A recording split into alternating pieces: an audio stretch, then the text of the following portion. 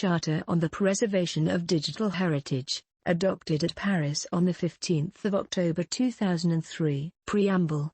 The General Conference, considering that the disappearance of heritage in whatever form constitutes an impoverishment of the heritage of all nations, recalling that the Constitution of UNESCO provides that the organization will maintain, increase and diffuse knowledge, by assuring the conservation and protection of the world's inheritance of books, works of art and the monuments of history and science, that its Information for All program provides a platform for discussions and action on information policies and the safeguarding of recorded knowledge, and that its Memory of the World program aims to ensure the preservation and universal accessibility of the world's documentary heritage, recognizing that such resources of information and creative expression are increasingly produced, distributed, accessed and maintained in digital form, creating a new legacy, the digital heritage, aware that access to this heritage will offer broadened opportunities for creation, communication and sharing of knowledge among all peoples, understanding that this digital heritage is at risk of being lost and that its preservation for the benefit of present and future generations is an urgent issue of worldwide concern, proclaims the following principles and adopts the present Charter. The digital heritage as a common heritage. Article 1. Scope. The digital heritage consists of unique resources of human knowledge and expression. It embraces cultural, educational, scientific and administrative resources, as well as technical, legal, medical and other kinds of information created digitally, or converted into digital form from existing analog resources. Where resources are born digital, there is no other format but the digital object. Digital materials include texts, databases, still and moving images, audio, graphics, software and web pages, among a wide and growing range of formats. They are frequently ephemeral, and require purposeful production, maintenance and management to be retained. Many of these resources have lasting value and significance, and therefore constitute a heritage that should be protected and preserved for current and future generations. This ever-growing heritage may exist in any language, in any part of the world, and in any area of human knowledge or expression. Article 2.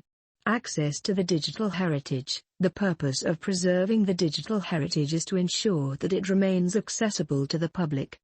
Accordingly, access to digital heritage materials, especially those in the public domain, should be free of unreasonable restrictions. At the same time, sensitive and personal information should be protected from any form of intrusion. Member states may wish to cooperate with relevant organizations and institutions in encouraging a legal and practical environment which will maximize accessibility of the digital heritage. A fair balance between the legitimate rights of creators and other rights holders and the interests of the public to access digital heritage materials should be reaffirmed and promoted, in accordance with international norms and agreements. Guarding against loss of heritage. Article 3. The threat of loss. The world's digital heritage is at risk of being lost to posterity. Contributing factors include the rapid obsolescence of the hardware and software which brings it to life, uncertainties about resources, responsibility and methods for maintenance and preservation, and the lack of supportive legislation.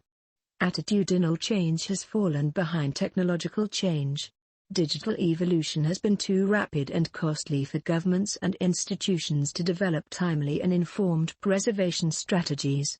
The threat to the economic, social, intellectual and cultural potential of the heritage, the building blocks of the future, has not been fully grasped. Article 4. Need for action. Unless the prevailing threats are addressed, the loss of the digital heritage will be rapid and inevitable. Member states will benefit by encouraging legal, economic and technical measures to safeguard the heritage. Awareness raising and advocacy is urgent, alerting policymakers and sensitizing the general public to both the potential of the digital media and the practicalities of preservation. Article 5. Digital continuity. Continuity of the digital heritage is fundamental. To preserve digital heritage, measures will need to be taken throughout the digital information life cycle, from creation to access. Long-term preservation of digital heritage begins with the design of reliable systems and procedures which will produce authentic and stable digital objects. Measures required, Article 6.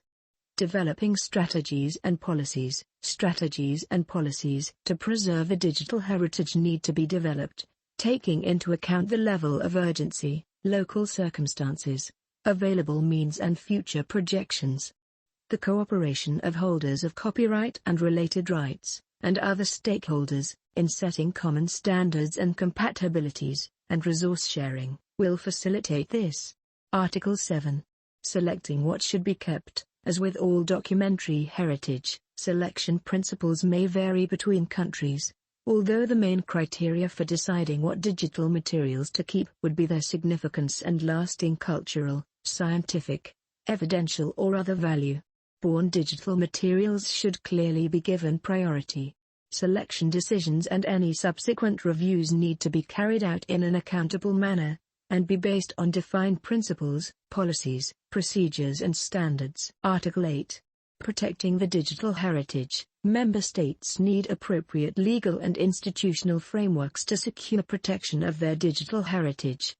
As a key element of national preservation policy, archive legislation and legal or voluntary deposit in libraries, archives, museums and other public repositories should embrace the digital heritage. Access to legally deposited digital heritage materials, within reasonable restrictions, should be assured without causing prejudice to their normal exploitation. Legal and technical frameworks for authenticity are crucial to prevent manipulation or intentional alteration of digital heritage. Both require that the content, functionality of files and documentation be maintained to the extent necessary to secure an authentic record. Article 9. Preserving cultural heritage. The digital heritage is inherently unlimited by time, geography, culture or format. It is culture-specific, but potentially accessible to every person in the world. Minorities may speak to majorities, the individual to a global audience. The digital heritage of all regions, countries and communities should be preserved and made accessible, so as to assure over time representation of all peoples, nations, cultures and languages. Responsibilities. Article 10. Roles and responsibilities. Member states may wish to designate one or more agencies to take coordinating responsibility for the preservation of the digital heritage, and to make available necessary resources. The sharing of tasks and responsibilities may be based on existing roles and expertise. Measures should be taken to a. Urge hardware and software developers, creators, publishers, producers and distributors of digital materials as well as other private sector partners to cooperate with national libraries, archives, museums and other public heritage organizations in preserving the digital heritage. B. Develop training and research, and share experience and knowledge among the institutions and professional associations concerned. C. Encourage universities and other research organizations, both public and private, to ensure preservation of research data. Article 11. Partnerships and cooperation. Preservation of the digital heritage requires sustained efforts on the part of governments, creators, publishers, relevant industries and heritage institutions. In the face of the current digital divide, it is necessary to reinforce international cooperation and solidarity to enable all countries to ensure creation, dissemination, preservation and continued accessibility of their digital heritage. Industries, publishers and mass communication media are urged to promote and share knowledge and technical expertise. The stimulation of education and training programs, resource sharing arrangements, and dissemination of research results and best practices will democratize access to digital preservation techniques. Article 12. The role of UNESCO. UNESCO, by virtue of its mandate and functions, has the responsibility to a. Take the principles set forth in this charter into account in the functioning of its programs and promote their implementation within the United Nations system and by intergovernmental and international non-governmental organizations concerned with the preservation of the digital heritage. b. Serve as a reference point and a forum where member states, intergovernmental and international non-governmental organizations, civil society and the private sector may join together in elaborating objectives, policies and projects in favor of the preservation of the digital heritage. c. Foster cooperation, awareness raising and capacity building, and propose standard ethical, legal and technical guidelines to support the preservation of the digital heritage. d.